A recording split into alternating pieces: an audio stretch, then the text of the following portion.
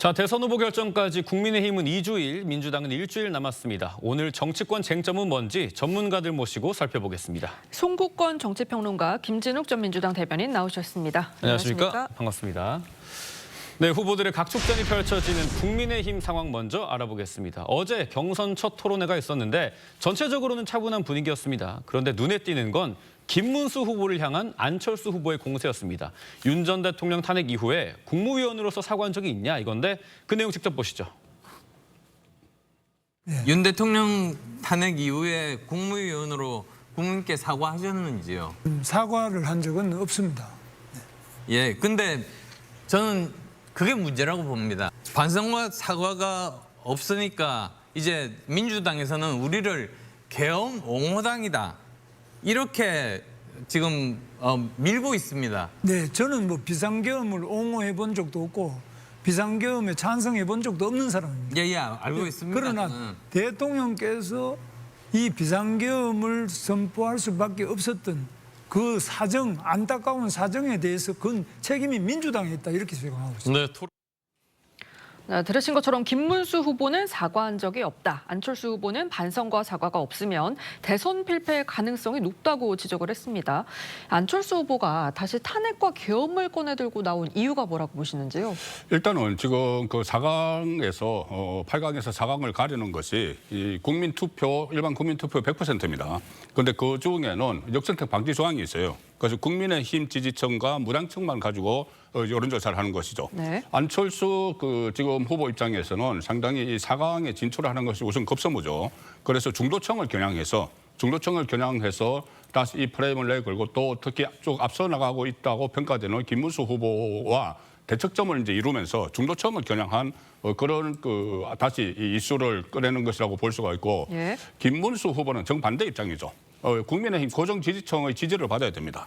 지지층을 지지를 받아야 되고 그리고 본인이 처음부터 본인은 뭐 비상계엄에 찬성은 하지 않았지만은 그것을 공개적으로 또 어떤 사과를 한다고 하면은 이게 정치적으로 이용이 될 수 있기 때문에 공개 사과는 하지 않는다는 입장이에요. 예. 사실 김문수 후보가 이렇게 그 범여권의 대선 주자로 떠오른 첫 번째 그 계기가 그거였죠. 네. 그때 저 서영교 의원이 국무위원들 전부에게 다 일어나서 사과를 하라고 했을 때 지금 보시는 것처럼. 야, 네. 사과를 하라고 했을 때 이제 혼자 앉아 있었던 거. 저것 때문에 저 장면이 결국은 대선 후보로 떠오르는 저 시발점이 됐거든요. 네. 그 입장이기 때문에 김문수 후보와 안철수 후보는 지금 계산법이 완전히 다른 것이죠.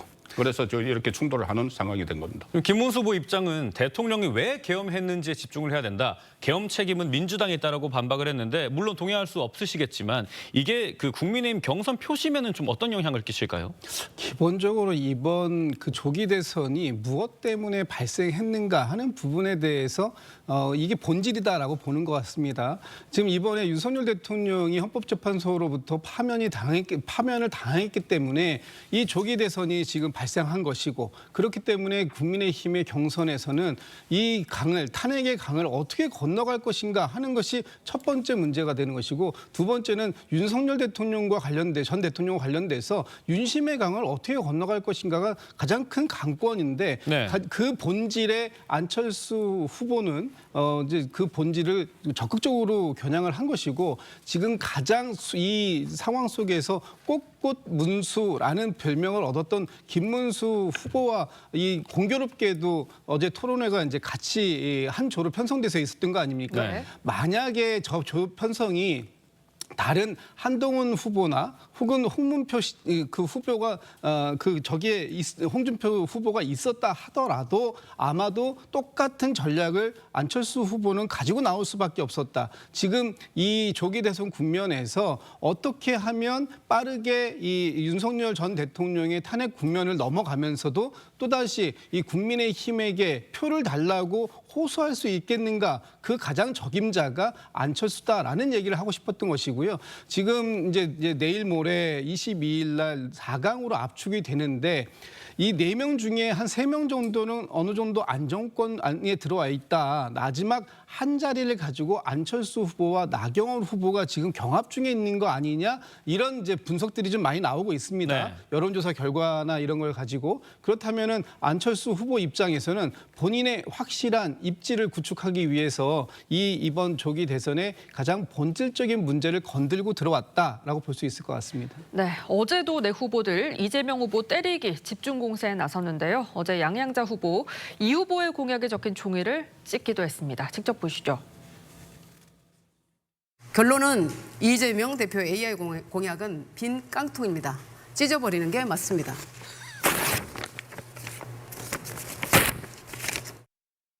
이재명을 확실하게 제압할 수 있는 사람이 바로 우리 후보가 되어야 됩니다. 저는 이재명 후보가 갖고 있는 모든 문제점, 모든 의혹에서 자유로운 사람입니다. 네, 양양자 후보 공약을 찢는 모습 상당히 인상적입니다. 후보마다 정책은 다 다르지만 반 이재명 정서로는 똘똘 뭉친 모습인데 민주당 입장에서는 어떤 후보의 경쟁력이 상당하다고 평가를 하셨나요? 글쎄 다 고만고만한 도토리 기저귀가 아닌가라는 생각들을 가질 수밖에 없는데 지금 어제 토론회도 그렇고 오늘 좀 방금 이제부터 시작될 토론회도 그렇고 그렇습니다. 사실은 토론회에 주제가 있는 겁니다. 어제의 주제는 청년과 미래였던 걸로 알고 있어요. 네. 그런데 어제 나왔던 이 네 분의 후보들께서 청년과 미래에 대해서 어떤 말씀을 했는지는 언론이 단 한 줄도 언급하고 있지 않습니다. 그만큼 이재명 대표와 관련된 얘기만 하고 있는데 이재명 후보와 관련된 얘기만 하고 있는데 네. 사실상 이거는 이 국민의힘의 경선 토론회가 아니라 반명 경연장에 불과했다 이런 비판을 받아도 할 말이 없을 정도예요. 지금 조기 대선에 출마하시는 후보들은 이번 대선을 어떤 비전을 가지고 어떤 정책을 가지고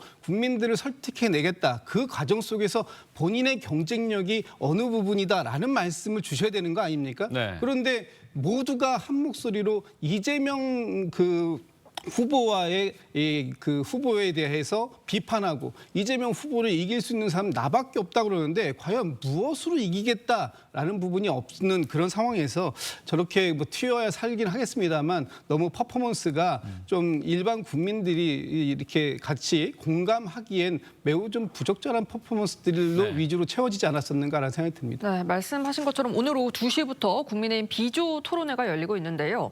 나경원, 이철우, 한동훈, 홍준표 후보가 사회 통합을 주제로 토론을 하고 있는데 강대강 격돌과 공방이 예상되고 있습니다. 토론회 앞두고 이 비조 후보들 비전대회에서 미묘한 신경전을 벌이기도 했는데요. 직접 보겠습니다.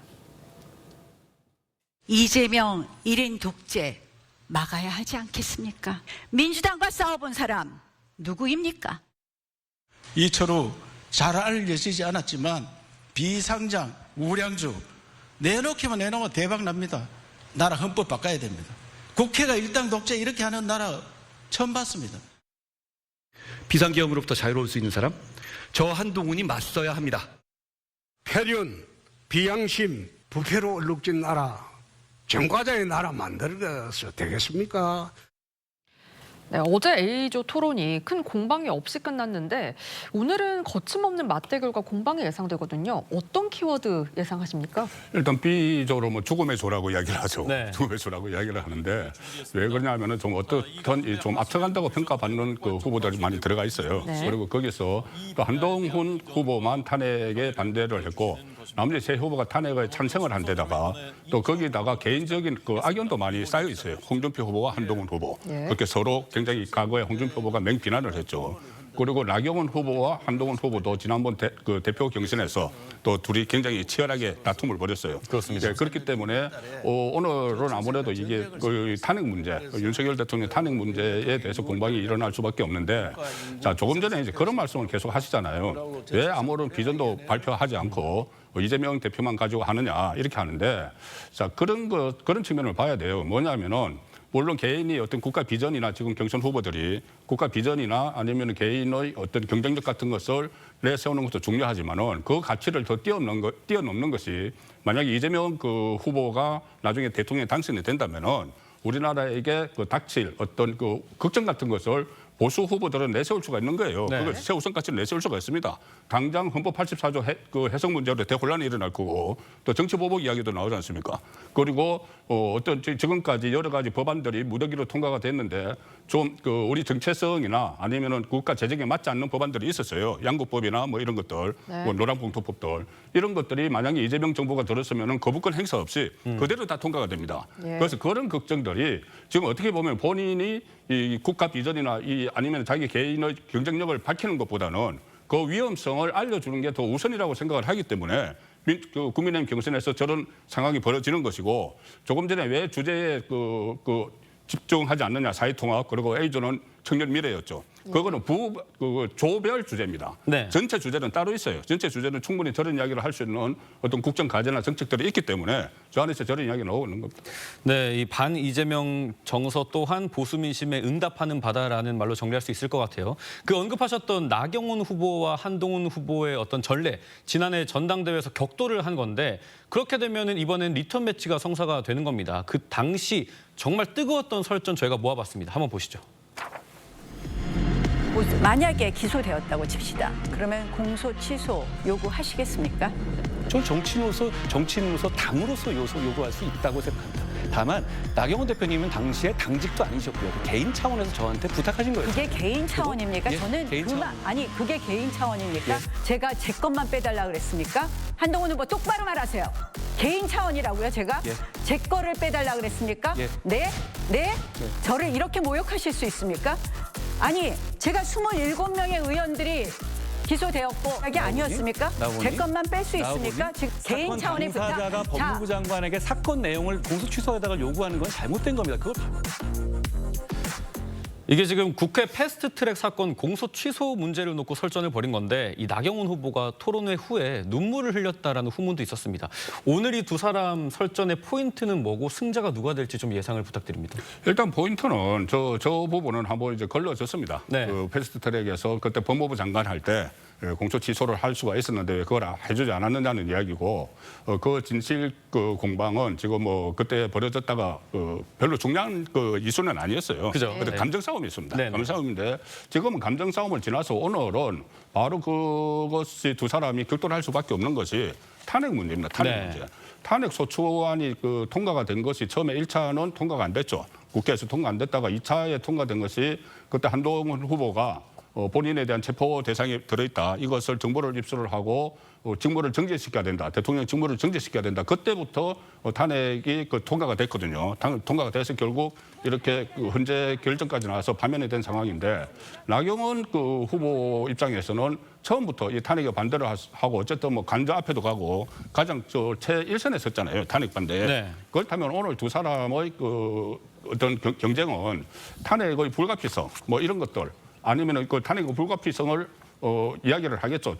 한동훈 후보는. 근데 탄핵이 되면 안 된다는 나경원 후보 입장에서는 좀 전에 그 말씀에 나왔지만은 아니 이 비상겸이 이유를 한번 따져봐야 된다는 이야기를 할 거예요. 네. 지금 조금 전에 김문수 후보가 이야기했던 것처럼 왜 그러냐 하면은 저도 그걸 따져봐야 된다고 생각을 하는 게 헌법재판소 선고문에 보면은 민주당이 사실상 어떤 다수당으로서 조금 가도했다는 그 지적이 나와요. 네. 사상 최초로 뭐 감액 예산을 편성을 했고 그런 부분에 대해서 윤석열 대통령이 위기감을 느꼈을 수도 있다는 이야기까지 나옵니다. 현재 선고문에. 네. 그런데 다만 그것이 정치적으로 풀어야 되는 문제를 이 어떤 계엄을 선포했기 때문에 파면한다 이렇게 되는 거거든요. 네. 그렇다면은 그 현재 선고문에서도 나왔던 이유들, 민주당의 어떤 과도한 국정 마비에 가까운 그런 행태들에 대해서도 책임을 물어야 되는데 그 책임은 좀 완전히 사라져 버렸잖아요. 네. 사라졌다면은 이것은 결국은 나중에 선거에서 책임을 물을 수밖에 없는 문제이기 때문에 네. 그걸 나경원 후보가 오늘 적극적으로 제기해야 되는 거죠. 네, 또 주목해 봐야 될 포인트는요. 그동안 한동훈 후보를 향해 날선 발언을 했던 홍준표 후보. 오늘 또 공세를 이어갈지도 주목이 되는데 이 조를 짜는 과정에서 예상을 깨고 화기애애한 모습을 보이기도 했습니다. 직접 보겠습니다. 이제 단 2자리가 남았습니다. 네, 2자리 괜찮으신가요? 같이요? 네. 3번과 4번 자리, 네. 나는 한 후보를 갖다가 이야기해 본 거는 처음이에요. 옆에 앉아서 이야기 많이 했어요. 생각보다 좀 괜찮은 사람이다. 그런 생각을 했어요. 뭐 자세히 이야기한 건 없고. 시청자분들 기억하시겠지만 예전에 홍준표 후보가 한동훈 후보를 향해서 문재인의 사냥개다, 총선을 말아먹은 애다 이렇게 상당히 수위 높은 비판을 가한 적이 있습니다. 이번에 홍 후보는 한 후보에게 탄핵에 찬성하지 않았느냐 이렇게 배신자 프레임으로 공격을 할 수도 있어 보입니다. 당연히 그런 프레임으로 공격을 할 수밖에 없죠. 지금 어제 저 조편성 하는 과정 속에서 두 사람이 한 조가 된 건 사실 저 현장에 도착한 순서대로 본인이 자리를 선택할 수 있었는데 이 한동훈 후보하고 홍준표 후보가 가장 늦게 도착을 하는 바람에 사실 선택의 여지가 없이 한 조로 편성이 된 거예요. 그런데 지금 좀 전에 홍준표 후보도 얘기했지만 그동안 한동훈 후보와 이야기를 이번에 처음 해봤다 그럽니다. 한동훈 후보가 작년 1월부터 비대위원장을 했고 또 당대표를 하는 지난 1년 기간 동안에 대화를 한 번도 못했던 이유, 그것은 홍준표 후보가 한동훈 후보를 한 번도 만나주지 않았기 때문에 그런 거 아닙니까? 그러고 나서 SNS를 통해 가지고 지속적으로 한동훈 후보에 대한 상당히 뼈 있는 그런 공격들을 날카롭게 했었는데 아마도 오늘 같은 경우에 이 두 사람은 정확하게 대척점에 있는 부분들이 있을 수 있어요. 특히 그 홍준표 후보도 입장이 조금은 바뀐 것 같긴 합니다만 어쨌든 윤석열 전 대통령이 탄핵되기 전까지는 기각 내지 각하가 되어야 한다고 얘기했다가 이제는 윤석열 전 대통령과 거리를 둘 수밖에 없는 거다라는 입장인데 아마도 오늘 대화에서 가장 그 화두가 될 것은 윤석열 전 대통령과 이 국민의힘은 어떤 관계를 설정해야 될 것인가 하는 부분일 거예요. 그것이 제가 얘기했던 윤심의 강이라는 것인데 윤석열 전 대통령이 계속해서 지금 어떤 정치적인 메시지들을 내놓고 있지 않습니까? 그런 과정들 속에서 이 국민의힘에선 이번 대선에서 이기려면 윤석열 대통령을 품고 가야 된다라는 사람들과 아니면은 저 윤석열 전 대통령을 제명시키고 나서라도 따로 분리해서 가야지만 선거를 치를 수 있다 이런 입장들이 갈리는데 아마 오늘 그런 부분들이 이제 치열하게 맞설 것 같고 지금 홍준표 후보가 이제 덕담으로 생각보다 얘기를 나눠보니까 괜찮은 사람이다라고 얘기를 했었는데 오늘 토론회 이후에도 계속 그 생각이 유지되는지 이 부분도 또 하나의 관전 포인트가 될 것 같습니다. 네, 계속해서 지켜봐야 될 것 같은데요. 지금 내후회환 상황이라 할 수 있는 국민의힘 또 하나의 복잡한 상황을 마주하게 됐습니다. 윤 전 대통령이 윤 어게인 신당을 예고했던 배의철, 김계리 변호사를 사저로 초청을 해서 함께 식사하는 모습이 이 김계리 변호사 SNS를 통해 공개가 됐습니다. 지금 보시는 것처럼 윤 전 대통령, 배의철, 김계리 변호사 이 세 사람이 테이블 앞에 나란히 앉아 있고요. 김계리 변호사는 내 손으로 뽑은 나의 첫 대통령. 윤버지, 윤석열 아버지 줄임말 같은데요. 윤버지라고 적었습니다. 먼저 김계리 변호사가 사진을 올린 이유는 뭐라고 보시나요? 일단 그 순수하게 보면은 지금 헌법재판소에서 그때 변론을 했던 변호인단이 한 17명 정도 되잖아요. 그런데 그 중에서 좀 그 윤곽근 변호사나 몇 사람은 식사를 했는데 그 어떻게 보면은 그 좀 그 비중을 크게 차지하지 않는 변호사들이었죠. 그래서 그 경력 면에서 그렇기 때문에 이 저 두 사람을 따로 이제 간제해서 못해서 이제 사저로 초청을 했다고 볼 수 있는데 시점은 좀 미묘하죠. 시점이 바로 윤 어게인 신당 창당 이야기가 나왔다가 바로 4시간 만에 취소한 그 직후 시점인데 이것을 어떻게 저는 해석을 하느냐 하면은 윤석열 전 대통령은 가만히 있는데 그 주변에서 이렇게 좀 활용을 하려는 그런 움직임이 있는 것 아닌가 싶어요. 왜 그러냐 하면은 윤석열 전 대통령이 처음에 그 구속 취소돼서 나올 때 전부 다 그런 이야기를 했습니다. 관저 정치할 것이다. 그런데 그때 정치적 메시지 내지 않았어요. 그런데 지금 다시 사저 정치할 것이라고 하는데 윤석열 전 대통령은 지금 형사재판도 당장 내일도 형사재판 가야 되고 여러 상황 때문에 사저 정치를 할 입장이 아닙니다. 그런데 이 대선판이 만들어졌으니까 거기서 어떤 윤석열 마케팅을 한번 해보자는 사람들이 나타날 수는 있는데 그것이 과연 윤심이 실렸느냐 안 실렸느냐 여기서 완전히 다르거든요. 박근혜 전 대통령이 그때 탄핵되고 조기 대선할 때 당 이름을 원래 새누리당인데 자유한국당으로 바꿨잖아요. 그때 새누리당을 창당했던 사람들이었습니다. 박사모를 비롯해서 이 사람들이 새누리당을 창당을 해서 후보가 조원진 후보가 나왔어요. 조원진 후보가 그때 나오면서 뭐라고 했냐면은 박근혜 전 대통령과 공감대를 형성을 했다 하고 나왔습니다. 그런데 박근혜 전 대통령은 거기에 대해서 메시지를 한 번도 내지 않았거든요. 네. 그래서 출마를 했어요. 출마를 했는데 아마 0.6%인가 받았을 겁니다. 조원진 후보가. 그 박근혜 전 대통령의 뜻이라고 출마를 했지만은 지금도 그런 비슷한 상황이 좀 만들어지는 것 아닌가. 윤석열 전 대통령의 의사와는 어중과는 상관없이 지금 이 상황에서 윤석열 전 대통령의 지지세가 그때 탄핵 반대하면서 좀 남아있다고 판단을 하기 때문에 네. 그것을 활용하는 쪽이 남아있는 것이지 윤석열 전 대통령의 요정이 실리지는 않았다. 그런 생각을 저는 합니다. 네, 윤어게인 신당에 대한 윤 전 대통령 입장도 상당히 궁금하고 지금 한덕수 대통령 대행 얘기도 좀 짧게 해보겠습니다. 한 대행이 외신과 인터뷰를 가진 내용이 조금 전에 공개가 됐는데 대통령 출마 여부를 묻는 질문에 노코멘트라고 답을 했습니다.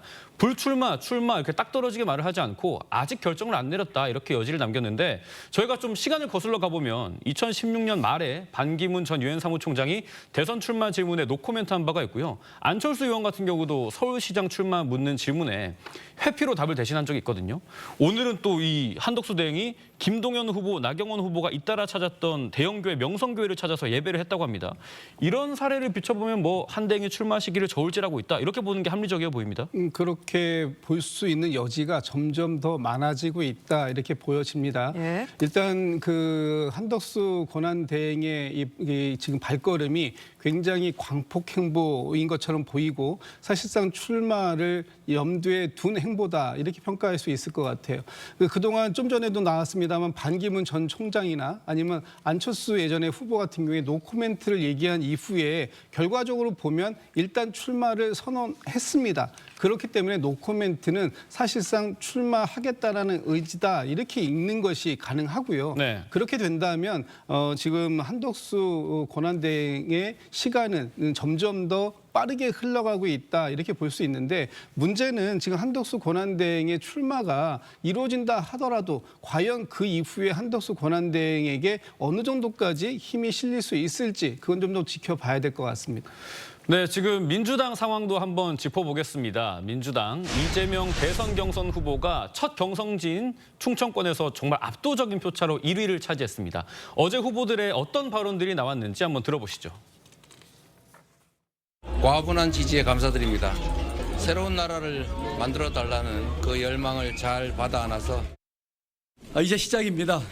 좋은 약이 됐습니다. 더 열심히 해서 좋은 결과 나오도록 최선의 노력을 다하겠습니다. 모두가 이기는 경선을 통해서 압도적인 정권 교체를 만들어내는 것이 이번 경선의 최대의 목표입니다. 네, 어제 첫 지역 순회 경선에서 이재명 후보 첫 경선지 충청권에서 88.15% 득표율로 거의 90% 가까운 득표율로 압승을 했습니다. 이변은 없었다 이렇게 평가할 수 있을까요? 뭐 이변은 계속해서 만들어질 수도 있는 거기 때문에 없었다라고 평가하기는 좀 아직은 좀 조심스러운 부분이 있습니다. 그렇지만 88.18%라는 높은 득표율을 기록했다라는 것은 그만큼 이재명 후보의 경쟁력을 나름대로는 선보일 수 있는 장이 되지는 않았는가라는 생각이 드는데 이제 어제 발표가 된 부분 또 오늘 하고 이렇게 발표가 될 부분은 사실 이제 민주당의 경선 룰이 당심 50%, 민심 50%인데 사실 어제 발표된 거는 당심 50%만 해당한 퍼센트포인트입니다. 그렇기 때문에 당심에서는 민주당의 이재명 후보에게 상당한 기대감 그리고 경쟁력을 부여하고 있다 이렇게 평가할 수 있을 것 같고 다른 후보들도 지금 뭐 김동연 후보 같은 경우에는 한 7%포인트 또 이 김경수 후보 같은 경우에는 4%포인트 정도 해가지고 지금 이제 시작을 했는데 아마 이런 부분들이 본인들이 좀 준비할 수 있는 시간들이 좀 부족했던 이런 부분들이 있는데 이제 오늘 지금 이제 울산에서 영남권 경선이 진행되고 있거든요. 그렇죠. 이 과정 속에서도 좀 더 분발할 수 있는 그런 어떤 기본은 토대는 만들어 놓은 것 같아서 오늘 일단 경선을 좀 기대해서 좀 볼 필요가 있을 것 같습니다. 네, 어제 이재명 후보 충청권 득표율이 88.15%였죠. 이재명 후보는 승리 요인에 대해서 뭐 굳이 제 입으로 말하지 않아도 될 것 같다라고 했거든요. 이거 어떻게 해석할 수 있을까요? 뭐 일단은 뭐 새로운 나라를 만들어 달라는 열망으로 받아들인다고 하면서 그다음 말을 그렇게 이야기를 했죠. 제 입으로 말하기 그렇다고 이야기를 했는데 제가 볼 때는 좀 민망하지 않았나 싶어요. 좀 민망함이 좀 묻어 있다고 있다고 생각을 하는 것이 이 앞에 경선 룰을 바꿔버렸거든요. 그렇지 않아도 본인에게 유리한 구조가 일극체제가 돼 있는데 경선 룰까지 23년 전에 만들었던 그러니까 선거인단, 국민선거인단 모집 이것을 폐지를 하고 50대 50 이렇게 여론조사, 일반 국민 여론조사 당원 50 이렇게 해버렸거든요. 그 상황에서 90% 가까이 나오니 좀 민망한 그런 측면도 있었을 것이고 조금 전에 말씀하셨다시피 이건 국민 여론조사 아니고 당원입니다. 당원인데 이 당원 표심이라는 것은 또 현역 의원들의 요정이 상당히 많이 작용을 해요. 그런데 아시다시피 지난번에 그 이재명 대표가 일종의 비명 행사 공천을 하면서 충청 지역도 전부 다 친명으로 다 바꿔버렸어요.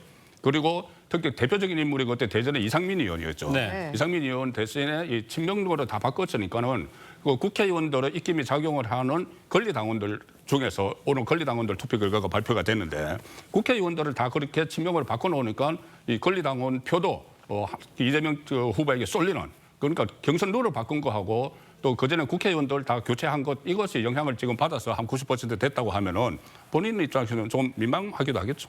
네, 이재명 후보는 정말 명실상부 1위 후보이긴 합니다만 그렇기 때문에 민주당 경선에선 얼마만큼 압도적인 표차로 승리하느냐가 중요할 겁니다. 오늘 영남권에서 이 투표가 있지 않습니까? 네. 영남권에서 이재명 후보의 득표를 좀 어떻게 예상을 하십니까? 글쎄요, 어제 이제 권리당원 중에서도 어제 당심 50%를 어떤 식으로 했냐면 그중에 권리당원이 있고요. 또 대의원을 이렇게 나눠서 이제 투표를 했는데 권리당원의 투표나 이 또 대의원의 투표가 사실 거의 비슷한 수치를 기록해서 결과적으로 이재명 후보가 한 88% 정도를 기록하는 그런 상황이 되었습니다. 영남권에서도 아마 대체적으로 비슷하게 전망이 되는데 어제 같은 경우에는 이제 충청의 사위인 이재명 후보와 충청의 아들인 김동연 후보, 또 충청의 친구인 김경수 후보 중에서는 충청의 사위가 압도적인 압승을 거두었다 이렇게 평가할 수 있는데 오늘 영남에서는 지금 후보들이 잠시 후 3시부터 이제 본인들의 정견을 발표하는 시간이 있을 거예요. 거기에서 어떤 내용을 가지고 본인들에게 득표를 몰아달라 이렇게 부탁의 말씀을 할지 모르겠습니다만 최선을 다하는 모습들이 있고 또 그 과정 속에서 경쟁은 치열하게 하지만 경쟁 이후에 통합된 하나의 이 선거를 치룰 준비가 되어 있다는 모습도 함께 보여주고 있다라는 점을 좀 말씀드리고 싶습니다. 네, 지금까지 정치권 쟁점 짚어봤습니다. 두 분 말씀 여기까지 듣겠습니다. 감사합니다. 감사합니다.